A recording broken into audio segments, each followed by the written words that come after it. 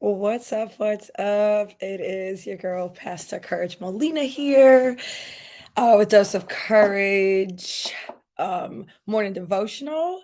I help purpose driven women to build extraordinary faith so that they can be who God has called them to be, do what God has called them to do, and take possession of everything God said they can have without hesitation or apology. I think the best way to do that is really through learning how to strategically study, rightly interpret, and apply the word of God to your life in every season and every situation. So that's really what I do. If this is your first time here, make sure you say what's up. Be sure to hit the subscribe button so you can come back because on this channel I talk about life, I talk about faith, we talk about business. It's the channel that we stream church through. So be sure to subscribe so that you don't miss that. And this morning, I feel like this word of encouragement is exactly what I need. I got up early this morning. They're already planned out.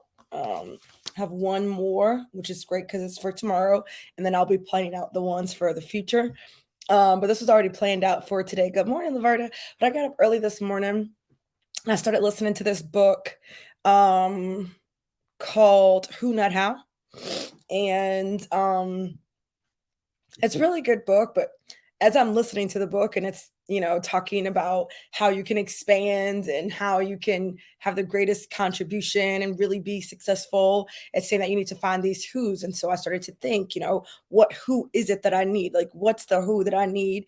And it turns out in my mind, I need an executive assistant, not just for the church, but probably I needed an executive assistant that can handle both the church things. So probably like a personal executive assistant. I don't know if that's like a thing to handle the admin stuff for the church and the admin stuff for me. But the truth is, like, it's the admin stuff for me as a pastor for the most part. Um, it's just this overlapping thing, right? It's this thing that overlaps. And um so yeah, right? It's this thing that overlaps. And so I was thinking about that, and then I started thinking about how much I need them to do and all the things that I need them to do and how much that might cost me. Then I immediately start to feel like overwhelmed, like, oh my gosh, no, I'm not gonna be able to do it. I don't know where this person's gonna come from. I don't know where this money's gonna come from to be able to pay this person, because you probably have to pay a person to do this type of thing. Um, yeah, that's what I need. I think I need a personal executive assistant, because if it's my personal executive assistant, then they would do things for me for the church that I needed done for the church administratively, and things that I need done for the business, especially since there is so much overlap. And what you're doing for one benefits the other, right? So what you do for the business benefits the church, and what you do for the church benefits the business. And so it'd be great to have somebody, but I immediately started to kind of feel overwhelmed about it. And I'm actually not just overwhelmed, but a bit defeated, all like right out the gate. Right? Overwhelmed and defeated. Like, I don't know that this is gonna work. I don't know. I just got a lot of thoughts, and they were not positive thoughts. And so I come downstairs and I'm just thinking, I got all these thoughts in my head. And so then today says, they said you wouldn't make it, right? So the verse for the day, I promise you it's going to make sense here in a second.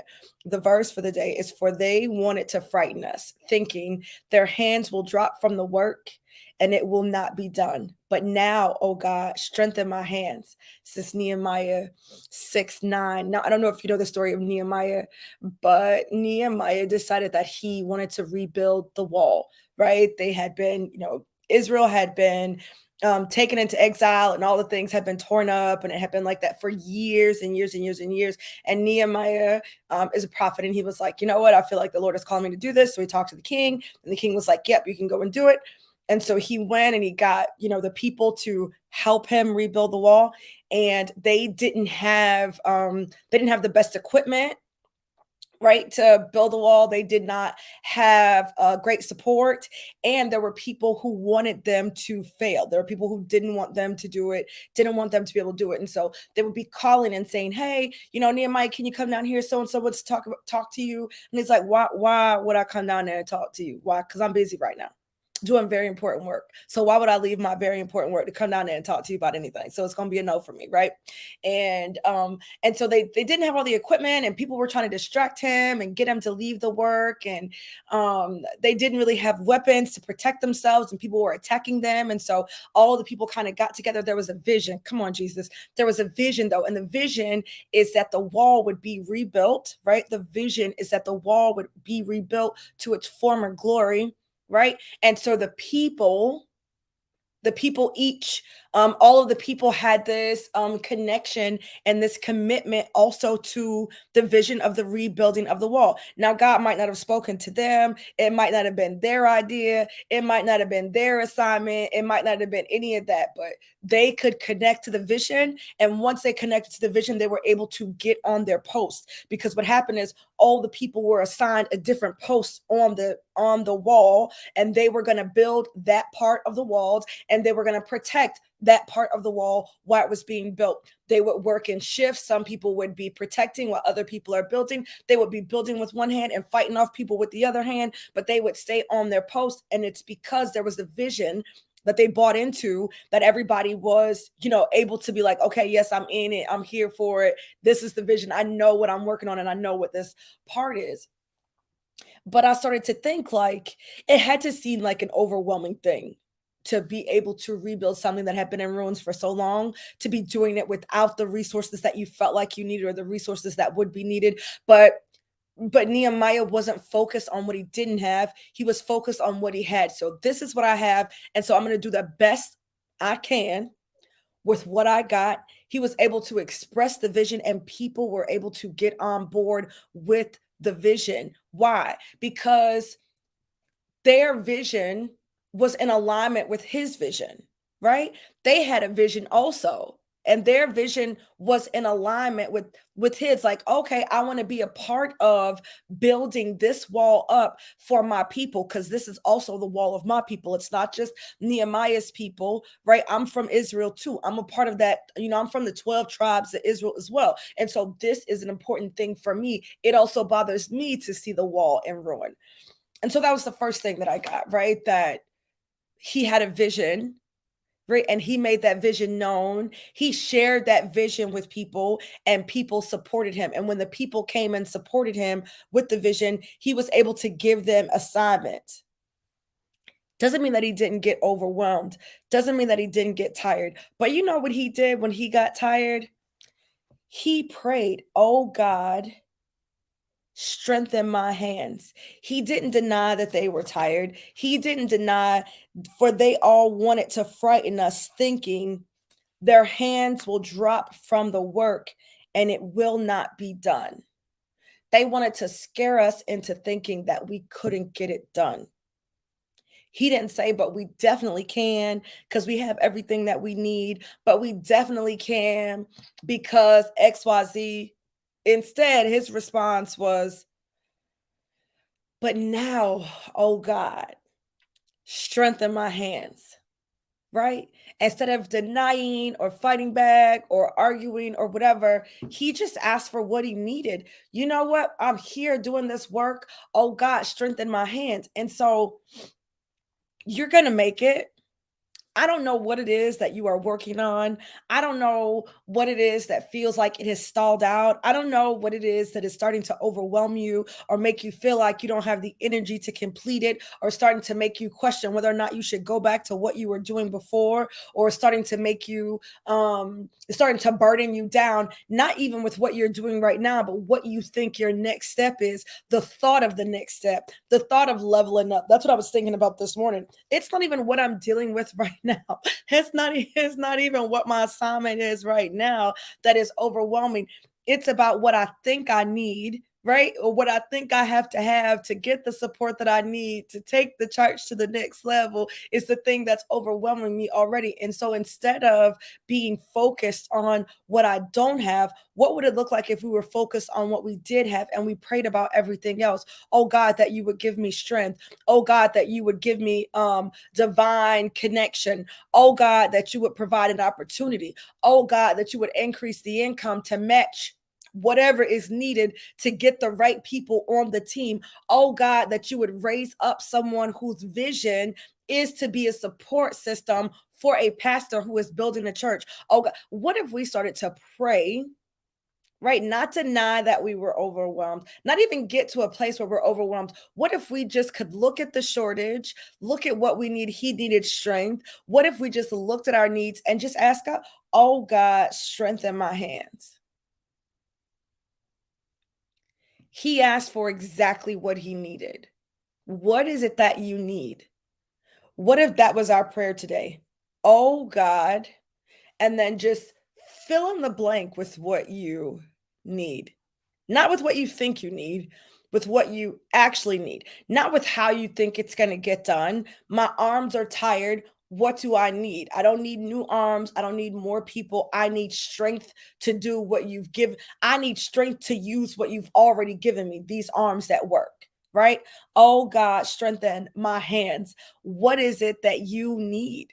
What if we just started to ask for what we needed instead of dealing with feelings of overwhelm and going down, maybe it's just me, going down the rabbit hole of what you don't have and what might not work out and how long it's going to take for you to get it and how long it's going to take for you to do it and how what the process is going to be like. That's really what we get overwhelmed with. We don't get overwhelmed about the need. We get overwhelmed trying to think of all the ways or the entire journey that we're going to have to go through in order to get the need met. That's the overwhelming part. Needing an executive assistant, that does not overwhelm me. Knowing that I need an executive assistant, that does not overwhelm me even a little bit. That's just that I have no feelings about needing a personal executive assistant. I have no feelings about needing a personal executive assistant. I have no feelings about that. The feelings, that's why sometimes we got to slow down our thought process and really start to scan, monitor, inventory our feelings to see what is the thing that's actually causing the angst. What's the thing that's actually causing the stress or the feelings of overwhelm? And when I think about the fact that I need a personal executive assistant, I don't feel any way about that. No way. I have no feelings. I don't. Do you feel a way when you need shoes? Or like I don't feel a way about that. I don't it doesn't make me feel like anything. What is it that you need? And that's probably another thing too. Sometimes we get so frustrated about the things that we're unable to do. We haven't even sat down to identify what the need is. So put in the chat for me, what exactly is it that you need? Who exactly is it that you need? What are the things that you need to have accomplished that you don't have the thing for, right? So, what exactly do you need? You think that you need all these other things. No, forget all of that. What exactly do you need? Who exactly do you need to help you go from wherever you are to the next level in your business or in your ministry? For me, I need a personal executive assistant. That's what I need. I need a personal executive assistant. The overwhelm comes in when you start to think about how are you going to find them? How are you going to know if they're good or not? How are you going to train them? How are you going to pay them? How is it going to work? Is it actually going to work out? Are you going to be able to continue paying them? That is when the overwhelm comes through. The overwhelm comes through with those things. It doesn't come through when you just think about what you need. Drop in the chat what you need. What is it? Who is it that you need? What or who is it that you need right now? And 9 times out of 10, it is not money. It's the thing that money can get for you, but 9 times out of 10, it's not money. You don't need money. You need something else. And it might require money, but it's not that you need money. It's that you need this thing. So it's not that. So even though I feel overwhelmed because I feel like I don't have enough money for a personal executive assistant, I don't actually need money. I just need a personal executive assistant. That's what I need. I need a personal executive assistant. Angela Hampton needs a VA. Write it in the chat. What is it that you need to take your business to the next level? We're gonna get some homework today. What is it that you need to take your business to the next level? So Angela needs a VA. Pastor Courage needs a personal executive assistant. That's what I need. Because I have a lot of things that I need done, and I feel like a VA ain't gonna do it. A VA ain't gonna work. I need somebody that's on my team. Um, which I never really thought. I always felt like, oh, I'll be able to, have a person and they can have multiple clients. But the really only reason for I need a coach. What kind of coach? Get specific. What kind of coach do you need? right? She needs a VA. She needs a coach. What kind of coach? I need a personal executive assistant. That's what I need, a personal executive assistant. And when you think about the people that you need, think about the projects, the assignments, and the task that you need to get done, so that when you find when it is brought to you, when you are connected with this person, a coach, a VA, you are able to tell them exactly what you need, or you are able to determine if they are going to be a good fit for you. So like with the VA, you need to know exactly what the VA is going to do, right? Like you need to know this is the project. The VA is going to help me to do these things. The VA is going to help me to manage my social media. The VA is going to help me to do my travel expenses, my travel thing. The VA is going to help me. Like, what exactly is the project that the VA or the task or the roles, like, what is the VA going to handle so that when you find the VA and she's like, okay, here I am, I'm ready to go. One, you can tell her exactly what needs, or him, I guess, you can tell him exactly what needs to be done, and you both will know when it's been successful, right? I will know that you have succeeded when these things are done, right?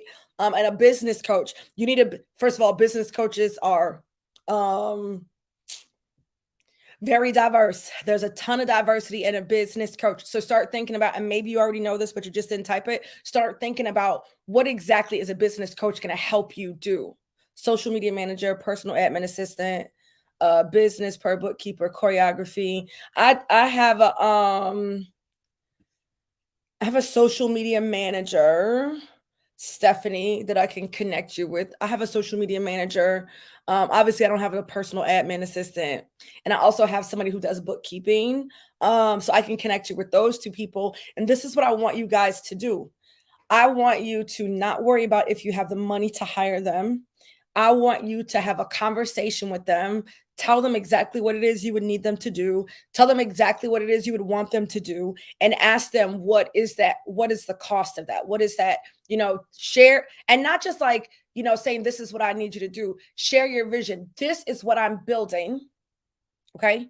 This is what I'm building. So when I start talking to potential personal executive assistants, I'm not going to talk to them just about the task. That's not going to be the conversation. The first conversation is going to be, this is what I am building.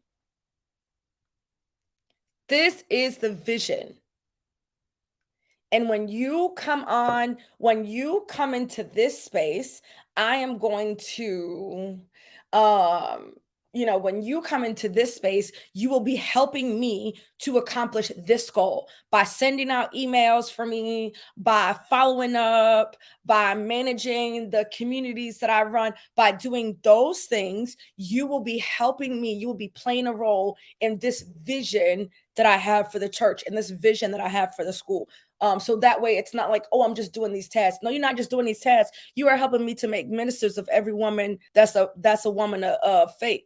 That's what you're helping me do by doing those emails, by managing the email system, by repurposing the content. What you're doing is you're actually helping me by getting me on podcasts, right? By getting me on a podcast, you are actually helping me to make disciples of people. You are part of a team that is out here disciple making, right? That's what you need to do. So I want you to reach out. I want you to make a list of what you actually need and who you need. But when you get ready to meet with those people, because a lot of them are going to have free consultations, or very low cost consultation. So meet with them and don't just share with them, these are my needs. Share with them, this is my vision. This is what I'm out here doing. And so I would be bringing you on to do these things so that I could focus on this, so that this vision can be accomplished, right? So that this vision can be accomplished. Because, you might have people that are willing to help you, but they don't know even where to step in because, one, they don't know the vision, or two, they don't know what exactly it is that you need. They don't know if they have the skill set for that. Right? They don't know if they have the skill set. They know that they want to be a part of the vision. They know that they want to help, but they don't really know, like, okay, but what you need me to do, right? And because you haven't sat down to think about, who is it I need to help me do these tasks that I'm no longer going to be doing, right? We don't even bother to ask God for exactly what we need. So this morning, instead of being overwhelmed, right? Instead of getting overwhelmed because okay, I know I need these two things, these two people. I know I need a personal executive assistant.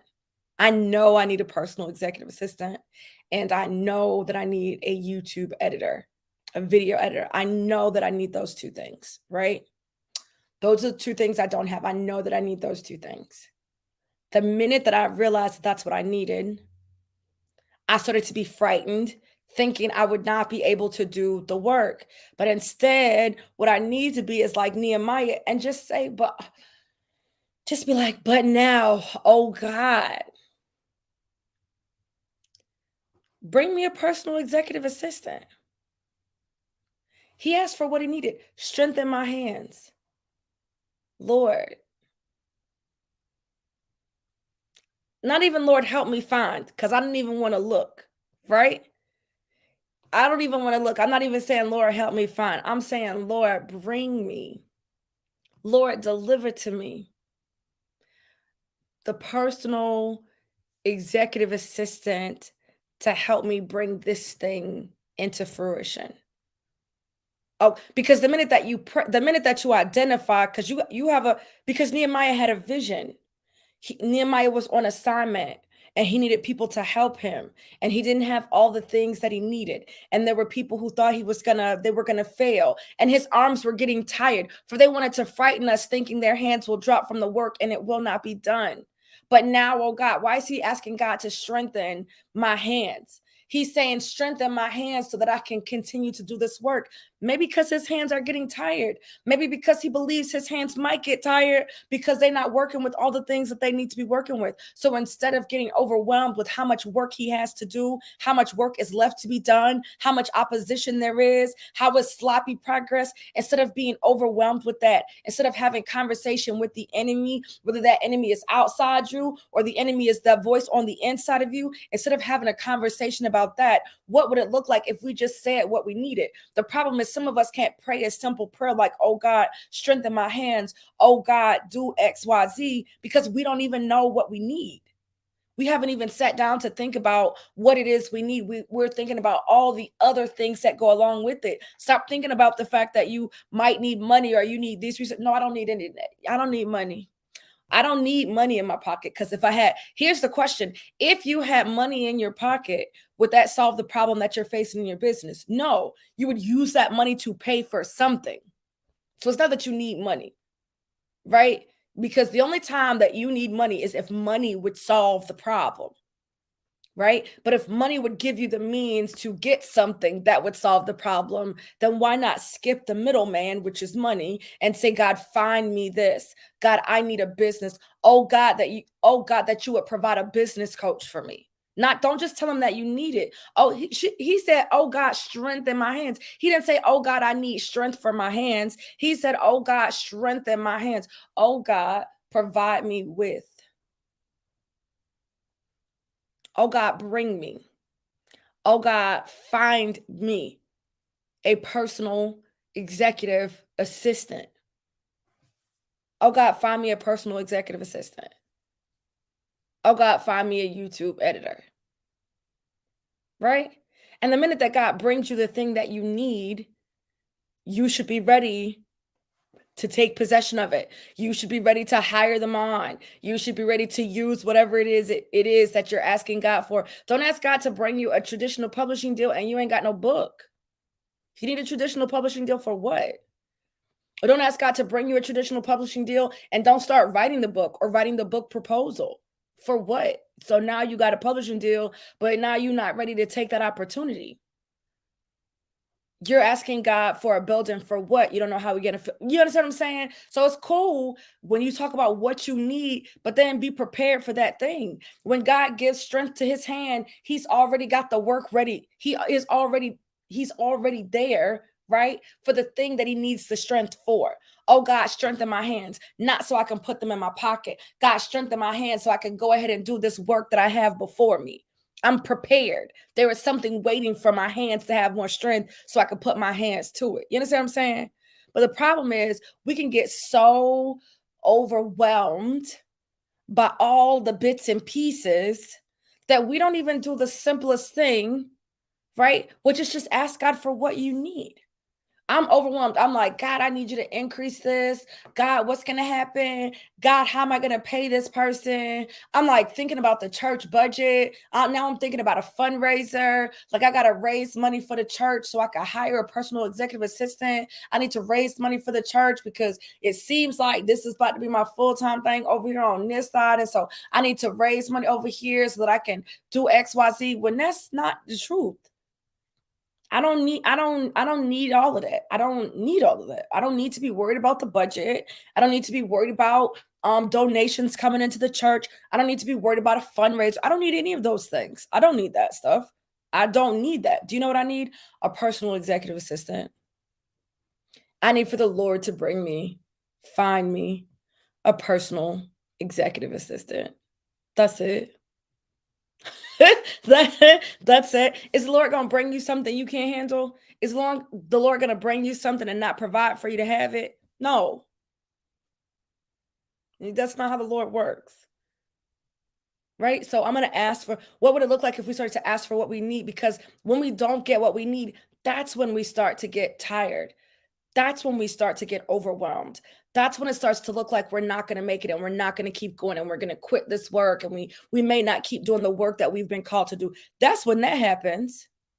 That's when those things start to happen, when we get overwhelmed by the things that we don't even need to concern ourselves with because we just bypassed prayer. We typically are not praying for things until we are in dire straits, until we are extremely frustrated. We're not praying for things that would make something easier. If you can handle the weight of it, we typically don't ask God for it.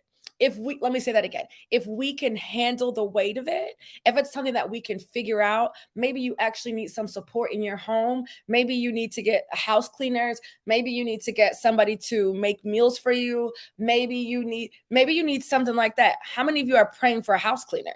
Nobody. Why? Because you figure you can manage it. Right? What you're trying to do is figure out how you can make more money so you can pay for a house cleaner. You're not asking God for the house cleaner. And when God brings you a house cleaner, then it's going to be his responsibility to make sure the house cleaner get paid. Right? But we're not even taking that to God. You're not asking God for a personal chef. You're not asking God for a nutritionist. You're not asking God for that. Why? Because you feel like you can figure it out. Well, I could just figure that out. But that's how we get overwhelmed, and it's how we struggle more than we have to. It is why that sometimes things are done the hard way. We are always talking about how hard we have to work, but sometimes it's not that we have to work so hard, it's that we never invited God in. Right? It's like walking home with somebody and you got a book bag and you got these heavy bags and you get these heavy books and you carrying another bag and you carrying all this stuff and there's somebody walking with you hands free ready to help you, but you refuse to ask them, right? You're not even, and it wouldn't be nothing to them. It wouldn't be anything to them for them to help you. Well, that's how we are with God. It's like, well, I can carry it. It is heavy, but I can do it. But then we get overwhelmed. Then it makes the journey more difficult than it has to be. Why carry it all? Why not ask the Lord? And if he say no, cool, then you got to carry it. If he says I can't have a personal executive assistant or this ain't the time for it, then then I'm no worse off. I'm no worse off than I am right now because I don't have one right now. But things could be way easier if I ask God for a personal executive assistant. And now that I'm asking him, oh God, find me a personal executive assistant that's a match, right?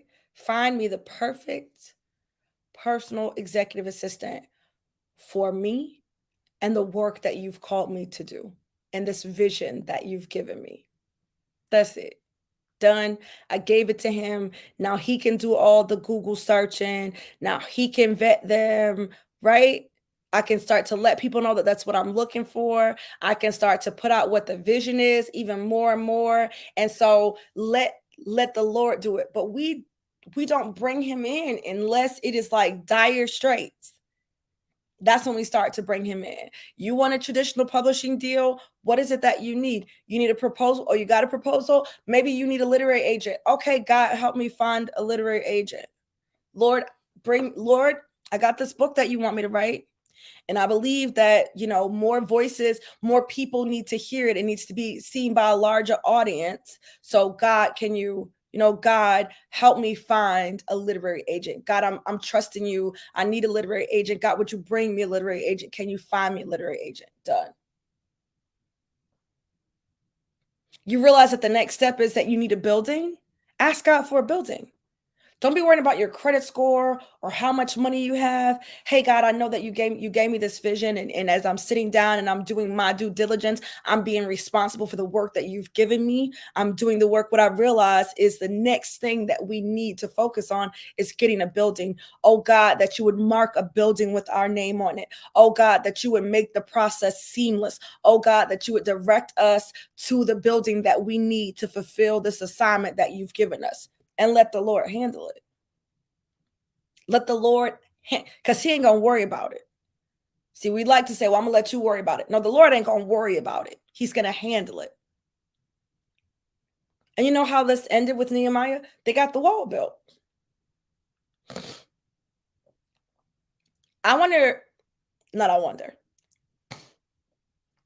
Seems to me like they were able to get the wall built because Nehemiah focused on what he had, because he had a vision, because he shared a vision, because people who wanted to see that vision come to fruition stood at their post and did the work that was required. He told them the work that would be required of them. He explained to them what the situation was, the type of work they would have to do, that they would have to be building and fighting, that they didn't have any real weapons, that they didn't have necessarily the best materials, that people didn't want to see them win. By doing this vision, by being a part of this work, it's going to put you in a little bit of a danger because people want to come and tear the wall down. So there may be seasons where you have to build with one hand and fight people off with the other hand. You're not going to be able to get a lot of to do a lot of chilling in this season. You're going to have to be building, and then after you're done building, when you take a little break, you're going to have to be on a cycle. You're going to have to go in shifts where you sleep and you build and you protect, right? So you'll be sleeping, and then when it's your time to build, somebody else will be protecting, and when somebody else is building, it'll be your time to protect, right? Nehemiah was able to get this vision to come to pass because he shared the vision with the people, and the people who also wanted to see that vision come to fruition stood at their post. They weren't trying to do all the things. He wasn't trying to find a person to do all the things. But when the people came and said, hey, we know that this is the work that you're going to do, we want to help you do this work, he told them exactly what needed to be done, and they were willing to do it. And when there was something that they needed, which was strength, when there was something that they needed that they could not get or do on their own, he asked God to bring that. Now, y'all bring the tools y'all got, y'all bring the material y'all got, y'all show up on y'all post, and this is the work that y'all are going to do. We're going to know that we're done when they knew what the project entailed, why it was important, and how they would know when they had accomplished the goal. When not just when your section is done, when the wall is built, then we will know that we have achieved our goal. And so they used all that they had. And when they needed something they didn't have, which was strength, they didn't need support from their enemies. They didn't need to silence their enemies. They needed strength to do the work. He asked for it. Oh, God, strengthen my hands. He asked for what he needed. He used all that he had. And when he saw what was left that he still needed, he asked God for that. I wonder if we are unable to ask God for what we need because we haven't even done an inventory of what we have. I wonder if we're unable to ask God for what we need because we don't even actually have a vision. We have an idea, but we don't have a vision about what we're doing, about what our goal is, about what we're building. What will it look like when you're done? Maybe it's going to be a franchise of daycares, but do you know that it's going to be a franchise of daycares? What would it look like when you're done? Maybe it's going to be an agency where you have literary agents, or maybe it's going to be an agency where you are helping people to get published. What does that end goal look like? What is the vision going to look like? Right? How will you know that you've accomplished it? It can't just be on what you're doing, right? It can't just be like, oh, we're going to go over here and stack these bricks up. I need somebody to come and help me stack up bricks. Okay, well, how long are we going to stack up bricks? How many bricks we going to stack up? How we going to know when the bricks is done, right? Because it's not about the task, it's about the project. It's about the end game. How are we going to know when we're done? When the wall is rebuilt. Now I can tell you what task I need you to do, but the vision is that we would build a wall, that we would rebuild the wall. That's the vision. So who's here? Who amongst you wants to see this happen? The vision is that we would get more Black and brown people traditional publishing deals. Who among you is for that vision? Okay, you're for that vision. Okay, well, these are the things that you need to do. And when you are done working with what you have, you can ask the Lord for everything else. God, bring me this. Because it's his vision. He's given you this gift. He's given you this skill. He's given you this vision because it is going to bring him glory. It brought glory to God for them to rebuild that wall. Didn't it say what I'm saying? So there's a vision. There's that assignment that's in your heart, this purpose that you have to help people get healthier. What will it look like? What is the vision, right? I want to help 1 million women, get off their medication. I want to help 100,000 women to, lose weight and get their BMI, like whatever it is. What is the vision? Right? So that's why you can't get the help. That's why you can't take inventory. You can't take inventory of what you have because you don't actually know what the vision is. And then you don't even know what you need because you don't know what the vision is. So sometimes you're asking God for something you don't need for a vision he didn't give you. You focused on a task and he's trying to get you to focus on the big picture. You focus on the ins and out, the small little thing. No, you don't need to be focused on that. What's the vision? The vision is that I would equip and train women in how to study, rightly interpret, and apply the word. The vision is that there would be a minister in every household where there was a woman of faith, that every woman of faith would be equipped with how to study, how to strategically study, rightly interpret, and apply the word to every situation in her life. That there would not be a woman of faith who was ill equipped, that every woman of faith would be a minister of God's word. That's the vision for Dose of Courage Community Church. That every woman of faith would be equipped and trained as a minister in the word of God, right? So that she would know how to effectively, strategically study the word. She would know how to rightly interpret it, and she would be able to apply it in every area, in every season, no matter the situation or stage of life. That's the vision. What is the vision that you have? So how will I know when I'm done? When every woman of faith is trained in the word of God to effectively and strategically study it. So if there are women, right? If there are women who are women of faith who are not ministers of God's word, my work not done.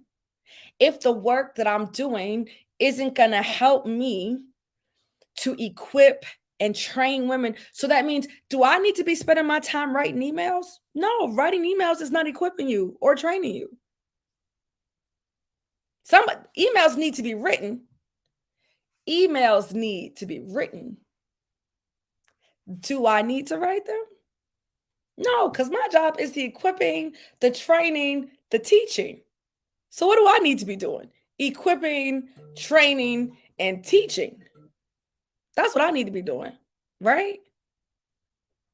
That's what you have to get. This is the vision. This is my part in the vision. Let me share the vision with people. Let me take inventory of what I have, because there are people who want to help you bring your vision to fruition.